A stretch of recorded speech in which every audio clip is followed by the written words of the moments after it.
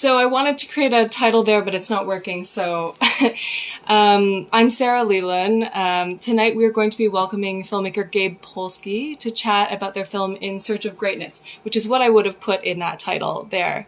The film looks at the world's most renowned athletes and asks, what does it take to be number one? So it's an incredible film, and it's streaming for free on the Hot Docs website as part of the LG Movers and Shapers series, generously presented in partnership with LG Canada. So this is a series of free, entertaining, and informative documentary films showcasing movers and shapers within the arts and culture and sports worlds. And like I said, tonight we're discussing In Search of Greatness with director Gabe Polsky. Now, before I bring Gabe in, just one kind of exciting thing.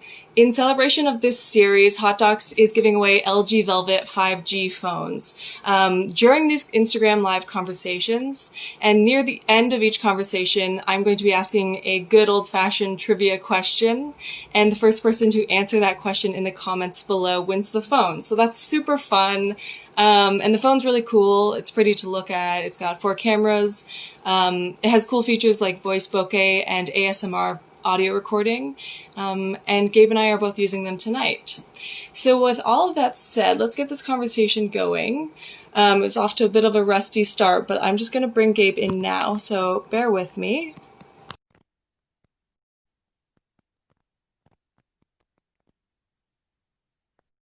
Hey Gabe, how are How you? you doing? I'm Good to, good. good to Where are be you here. calling from? I'm calling from LA. Nice. Yeah, I'm in Toronto. In cool. the comments, if you're in the comments, feel free to comment where you're watching from. I always like to see where people are. So thank you so much for letting us have your film In Search of Greatness. And it just launched last week, so I'm sure not everyone watching has had a chance to see it, but I was wondering if you'd give us a little idea of what the film is about.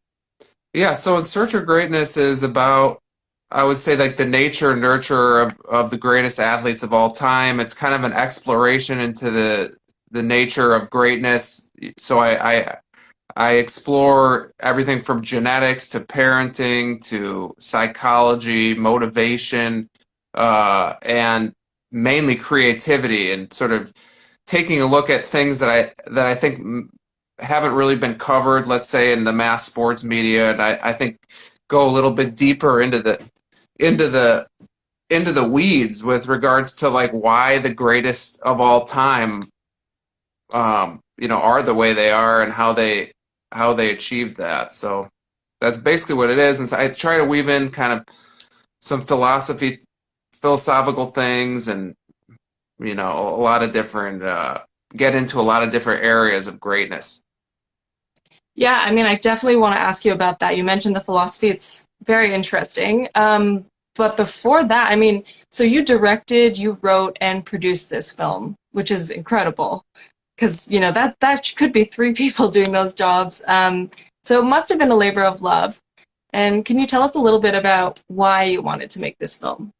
Yeah, well, so I grew up playing competitive sports, and ultimately ice hockey became the sport that I really excelled at and wanted to be, the best I could be at, and kind of go to the highest level I could. So I always, growing up, was thinking about, greatness, and watching the greatest of all time, from Wayne Gretzky to, again, Jerry Rice, Muhammad Ali, even though that was before my time, but I had seen a lot of footage, and I really appreciated that the creativity that they bring, the showmanship, the artistry. I always thought that that's really the essence of true greatness. But at the same time, I was confused by why coaching and teaching wasn't really geared towards creative thinking and sort of the artistic side of sport. In fact, most of the time it was, if you're trying to be creative in sports, let's say,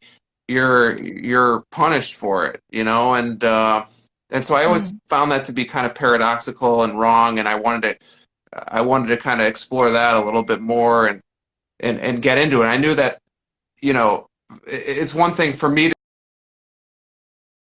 way people listen is to hear from the greatest of all time, and kind of those are the guys that really matter, and they're the ones that we look up to. They're the ones that have the final say on this. You know what I'm saying? It's one thing for an Mhm. analyst or a coach or a psychologist. I mean, that's all kind of, it becomes blah blah blah, but really it's the people that did it themselves that we listen to. So I went out and kind of and tried to get, some of the greatest, and if I couldn't get them to do the interview, then I would, scorch the archives and really try and find the essence of each athlete.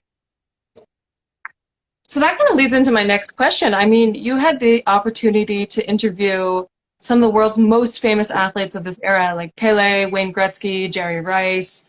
Um, how did you choose specifically which athletes you were going to include in the film?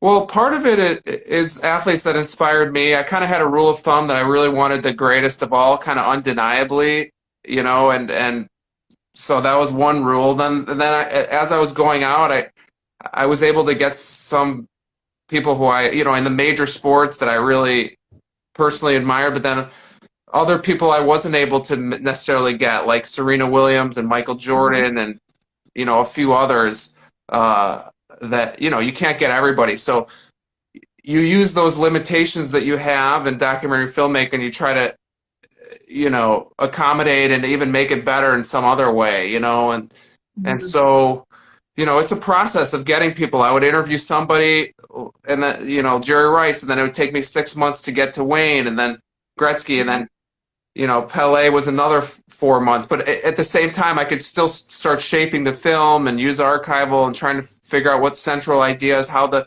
story's going to flow. This was a very non-traditional film. It's not. It's a film about ideas and kind of concepts. So how do you make that Mhm. entertaining, and how do you make it lively and engaging? It's not a narrative that you can follow a story from A, B, C about you. First the guy did this, then no, it's conceptual, and so that's in itself.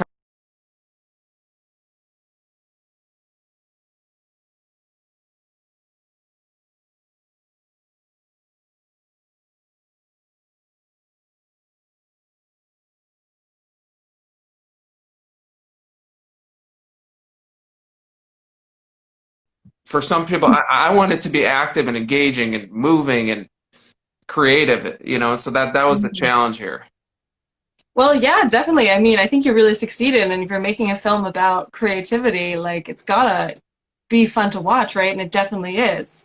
Um, Well, yeah, we're talking about creativity. I mean, even documentary filmmaking. I mean, it's the same elements in sports as documentary filmmaking or anything where we want to see, when we pay money to see a documentary, or even though you guys got it for free, but or athletes, we want to see something amazing, something new, original, something that you didn't really see it that way before. And that's what great athletes do. They keep you on your toes, they surprise you, it's beautiful but powerful, or mhm. it's very similar principles. We're in the entertainment business and the art business too. It's the same in sports. Yeah, that's one of the things that really grabbed me as well, is all of these athletes think of themselves as a performer, which that was kind of groundbreaking for me. And I really enjoyed getting to spend so much time with each of them. And Jerry Rice especially seems like such a nice guy. Yeah. Um, what was it like to talk in person with all of these top athletes that so many of us idolize? I mean, I think for me as a filmmaker, you gotta, I mean, my goal only was to tell the best movie I could, and so you have to get over the fact that they are who they are, and because you've got one shot and you've got very little time with them, Mhm. and you've got to make the most out of every moment, every second. You got to understand where you can't have one wasted question here, because then it's not like a lot of filmmakers, they get 5 hours of interview footage, or days of footage. These guys were giving me hour and a half max, and so that means that you really got to know what you're doing. You can't waste this, because you'll never see them again. They're not going to be your friends, although they're great guys, and they're very in demand people, and they've got nothing to Mhm. prove. But the only way they'd actually really ever talk to me again is if I made a hell of a film. Not that my goal is not to make them talk to me. My goal is to always get something out of them that they haven't, that we don't already know about them. We don't, or an expression.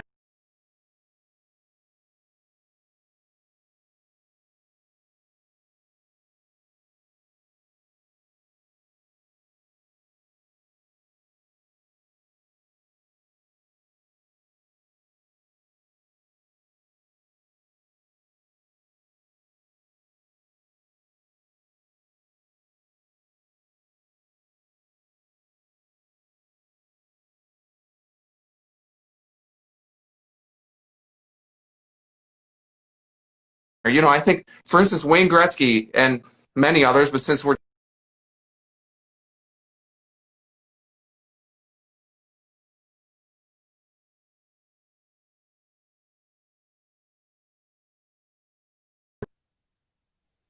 there, we go. Just a little blank Oh, so am I still talking? Or? when I cut out. Okay. But So yeah. You asked the question. What was it like? I mean, obviously, I was like, wow, okay, well, this guy right here is the greatest hockey player ever, and like, you appreciate that for one moment, and you kind of pat yourself on the back that you're there and whatever. Then it's game time, and you got to really get in there. there are so many sports analogies that I want to use when you're talking about these really intense 1 hour interviews. But actually, speaking of amazing interviews, though, you had the opportunity to also interview Sir Ken Robinson, which is really cool. Yeah. And he was so unexpected for me to see in this film, but it made total sense. But why did you want to include his perspective Yeah, that's a in great question. So Ken Robinson's one of the leading thinkers and educators, and talks a lot about creativity and education and how we can't over standardize tests, and that doesn't really judge who's got talents in different areas, and it's very flawed, our educational system, and really promotes creativity, creative teaching, and thinks it's absolutely vital. So a fellow producer friend of mine, John Killick, he produced the Hunger Games and a lot of other big movies. Not just Hunger Games, but like I'm drawing a blank, but he, like Spike Lee movies and De Niro. Anyway, I told him about this project, and it kind of pitched it to him and said, this is, and he said, oh, wow, that's really interesting. There's this guy, Ken Robinson, you should watch his TED Talk. It was like the most watched TED Talk in history. I'd never seen it, didn't know anything about him. And so I watched it and said, wow, yeah, this could really fit in, and he could be some kind of character. So I think the lesson there is just generally, being open as you're making a film to all these things that might pop up that might be really timely. Be open to what the universe is giving you. I sound very LA, but this happens to me all the time, and my when I'm working is that even Alan Watts, I probably was like listening to a lecture and said, you know what, well, this could be interesting to put in my film somehow, and then you figure it out how to incorporate that. As a filmmaker, you always got to be flexible. You don't know who you're going to get, what interviews, anything. You got to be really confident in that central idea and where you're going with it, but also open to all the things that can happen. Yeah, it's that same philosophy that you're hammering in the film. Essentially, it applies, I guess, to all art forms. And, I wanted to talk about the Alan Watts because I was really curious about that. But this whole thing makes it's such a novel idea to me, but it makes a lot of sense. And it reminded me of something that the coach of the Toronto Raptors, Nick Nurse, actually said. Because he actually introduced a Thelonious Monk documentary for us at Hot Docs, actually. And he was saying that Monk's improvisational style has informed his coaching and the way the team plays. And obviously, they went on to win the championship, Yeah. which is so cool. I mean, Yeah, I was like, when I actually saw that on your site before I was doing this, I said, oh man, that guy, I wonder if he saw In Search of Greatness, but I'm being presumptuous, I'm being stupid, but yeah, that's really nice to hear that, and it seems like he'd be a really interesting coach to play for, someone like that who's open-minded, and wow, I mean, the success that the Raptors had, like, was very surprising, right? I mean, Yeah, totally. I mean, go Raps, go. yeah. Um, so can we actually go back to the Alan Watts? Like, you did touch on it. I wanted to know because he has such a large body of work. What was that process like pulling all those relevant quotations out to That's include a in the film? great question. That was laborious. He's got a lot of like lecture series, and I think I've listened to a lot of them, you know. I actually like to listen to him at night before I go to bed. It sounds kind of crazy, but his voice is kind of hypnotizing, and I always fall Mhm. asleep. I mean, I listen to it, but then I like absorb it. So I mean, it's just a process. You got to listen to it and then figure out, okay, oh yeah, this thing right here could work. This line here, you know, it could work in this section, and that's what I need to like tie into the next section, you know. And you have like, let's Mhm. say, a library of like, let's say you pulled, I don't know, 40 clips, and you kind of look at each one, think about the movie, where could it fit, you know, does it make sense? Can it, Mhm. you know, a lot of it's a little bit it has to be abstract enough, but also concrete enough to kind of work and get you through the movie into a new section. I just thought that would be much more interesting than like let's say chapters in a documentary. You sometimes you see chapters and it feels a little blunt and kind of like maybe like a Mhm. book. I wanted to feel more like like jazz, like you were saying, you know. Mhm. So just shifting gears, going into this movie, I did not expect to get so much valuable parenting advice. And not that I'm a parent, but I think it's so important to be mindful, when you have kids, how are you going to have kids or how are you going to raise them? And I was curious, what are some of the commonalities that you noticed from these interviews in fostering and allowing for creativity in kids? Yeah, well, that was like a real central theme of the film where you know, like it discusses how parents are oftentimes make their kids specialize in a sport and they stay only in that sport and you know that's the opposite of what you should be doing because you got to give your kid a real allow them to explore so many different things and that only helps your richness of your life and your mind expand and helps you in that field that you end up choosing. That's really important. And just, you know, I think also just kind of laying off, not forcing your kids, because really greatness is all about the passion that you have for your field, and that comes from inside. It's never forced. It's just something that, like, you just get so passionate, it becomes an obsession, you know, and that's Mhm. where you see people excel when they just want to wake up and they think about that thing they want to be doing. They're passionate about it. They don't dread it or they're not forced to do it. That's really important. And then to notice also parents that just because somebody is like not tall or not necessarily physically imposing, that also doesn't mean that uh, they're not going to be, you know, great at something because we find that oftentimes greatness is the opposite of what you would think. An athlete or somebody in their field because they have to reinvent their field. They do that by because they have these deficiencies. They use their deficiencies to their advantage to sort of rethink about their field. You know, and you see that in Right. science, like with Albert Einstein, and I mean all everywhere. Yeah, I mean, it brings to mind Messi to me. I Yeah. mean, he had hurdles to overcome, and now he's become one of the greatest players. Yeah. Um, Are are there are any? you an athlete or are you a sports fan or I follow sports. I'm not a fan. Don't. I know we're gonna no, I ask mean I'm trivia at not the a end of fan this, either but really. But I mean I like sports, yeah. I'm not like a rabid like TV watcher, sports guy, you know. okay. Well, maybe this will put you on the spot. Then I was going to ask if there's any athletes, by today's standards, any contemporary athletes that you feel like you really respect in terms of their creativity on the field or on the Yeah. ice. Yeah, I mean I really like watching if there's a sport that I could watch it'd be probably basketball. I just find that let's say in the last like 5 years the creativity that's happening in the NBA is just kind of off the charts with Harden and Steph Curry, and there's all these like interesting characters, and you know what's that guy on Golden State? The Love. No, he's not like Clay Thompson. I mean, that guy's smooth. You know, there's a lot of really and Giannis. There's there's a lot of really. I don't know. It's just it seems like they're dancing out there. They're always surprising. I like that. You know, tennis players like Federer.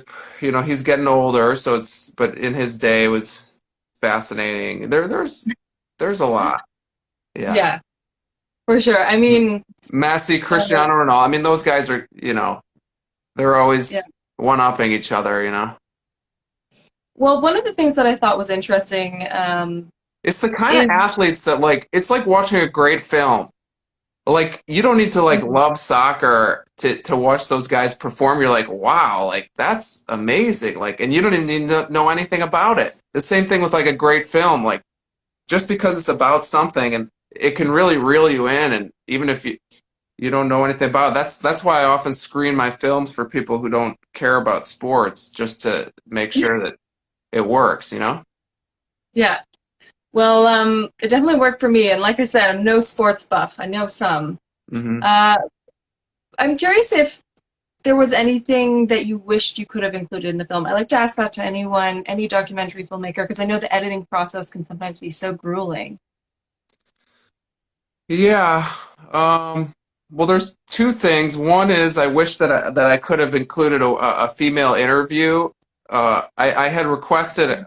There's two people, and I'm not gonna. Serena was one of them. I already named them that I really would have liked to kind of have, and I just got denied. So I had to make the best film I could. And try and include things. So that's the first thing. The second is there was I was talking to the athletes about spirituality and kind of religion a little bit, and they all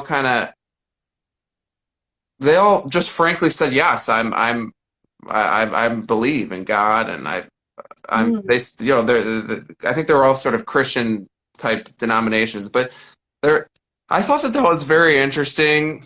But to me, it kind of felt like that meant that there's something higher. It's not all them. There's they got lucky. It's acknowledging the spirituality is pretty much acknowledging mhm, luck in a way. And that, mhm. you know what I'm saying? They kind of said that at the end, throughout the film, even, that they just thank God that they could express their talents like that. Right, right. But I didn't Um, include it because I thought I kind of got at that without having to do that. And I don't know, it wasn't that they just basically said frankly, yes, I am religious. mhm. So it was, Well, I got a little bit of that. It seems like they all seem to be connected to some sort of higher power, whether they feel that it's luck or whatever they feel, yeah. or what they're connected to. I wanted to ask, so we're coming near the end of our time, but you have directed several sports films now. You did Red Army in collaboration with the great Werner Herzog, which is so very cool. And then you did the Penguins, which Hmm. came out last year, both about hockey in the Soviet Union, Yeah. I believe. But feel free to dodge this question. But is there anything that we can expect? Can we expect more films in the same vein from you in the future, or are you focusing elsewhere? Yeah, like What's when I next? made the Red Army, I said, okay, I'm done with hockey and for sure Russia, and I'm not that guy. I did it because I like that, but I'm gonna show everybody that how I could do so many other things, and then I make the next one. So I mean, for sure, if I get opportunities in the future, I'm not like, I mean, I'm trying to avoid sports. Really, I've been trying to since I made Red Mhm. Army, and I don't think that my future work. I have full confidence that I could probably do better work outside of sports and will you know and so that's kind of what the way I feel. I mean, I'm kind of embarrassed a little bit that I've come back a couple times to it. Well, but prior to that, my producing work, I've produced a lot of stuff that had nothing to do with sports. So I guess I've got that. Well, I'm sure there's really no need to be embarrassed because it's an incredible film, as are the other two, and we look forward to finding out what's next. And for posterity, we'll put it right here in this Instagram live. Gabe Polsky is done with Done? sports for now, but Yeah. may come back in the future. All right. um, okay, so the time has come for our trivia game. And Gabe, you might have an unfair advantage, so I'm gonna say you can't answer, okay? Yeah. Um, oh, we have a Red Penguins fan in the Yeah. comments. That's great. Okay, so for everyone watching, we have a trivia question, and if you are the first person to answer the correct answer in the comments below, you will win an LG Velvet 5G phone. So the question is, which top athlete was named after the inventor Thomas Edison? Another very creative person. So they have to answer, right? They have to answer. So Okay. if you're Yeah, because I watching, already got my great LG phone. yeah, Gabe and I both have them. Yeah. So I think probably the person who's fastest at Google is going to win today. Yeah, I know, Um, right? Exactly. Yeah. but again, oh, we got the answer. So Yeah. passport underscore check, you've won. So the answer is Pele. Pele is named after Thomas Edison. His first name is Edson. So the Yeah. more you know. Um, all right, so congratulations to the person who won the phone, and that's the end of our time tonight. So if you're an athlete or you know one or you're just a human being, definitely check out In Search of Greatness. Viewable for free on Hot Docs at Home right now. It's an incredible film. Our next Q&A for this series will be on this Monday, August 17th at 6 p.m., talking about Made You Look, a true story about fake art, another great film, right here on the Hot Docs Instagram. But until then, Gabe, thank you so much for